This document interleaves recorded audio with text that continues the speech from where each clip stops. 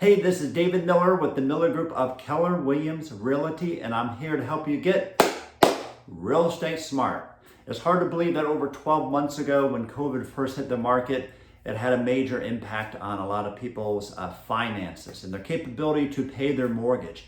And in doing so, a lot of the banks rolled out forbearance programs. Now, forbearance programs allowed you not to have you pay your mortgage for an extended period of time. Initially, it was, I think, 6 months, and then it was pushed out to another 6 months. So we're about to come up on 12 months of the properties that are in forbearance. Now, the big unknown in real estate is what's going to happen to these properties.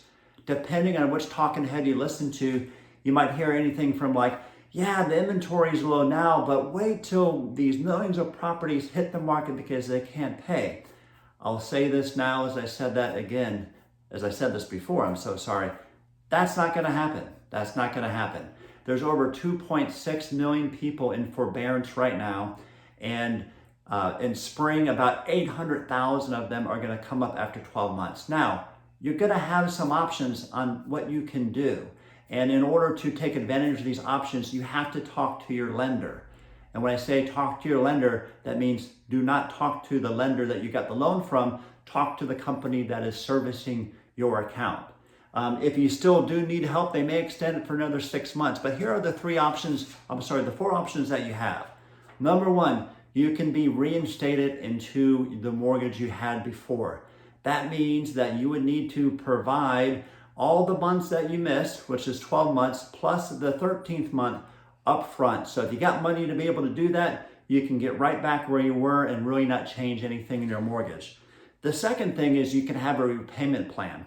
Let's say that you don't have that big chunk of money to provide to the lender, but maybe that you can pay a little bit more than you're paying on your mortgage once you start paying it again. So what they can do is they can take that whole year that you owed and they can spread that out over the remaining period of your mortgage. So depending on how far along you are, that might be an extra couple $100 per month, or maybe just $50 per month.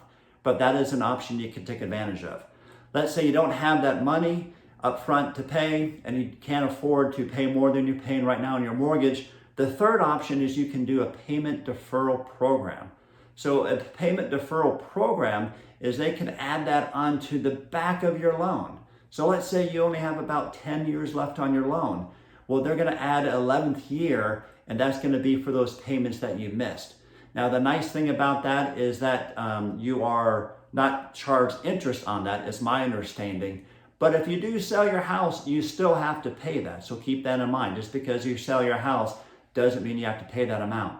Now, the fourth way that you can do it is you can actually do a loan modification. Maybe you are already on a higher interest rate. Maybe you have a 5.5, and now you can negotiate it down to a 3.2 or something like that. You can do a loan modification to get you, and just redo the whole mortgage and be able to do that.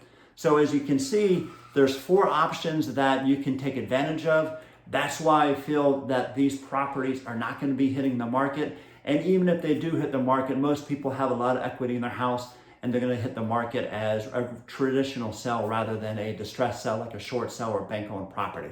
So I hope that makes sense. If you have any questions, we have a lot of preferred lenders we can refer to you. And I hope that you are now real estate smart.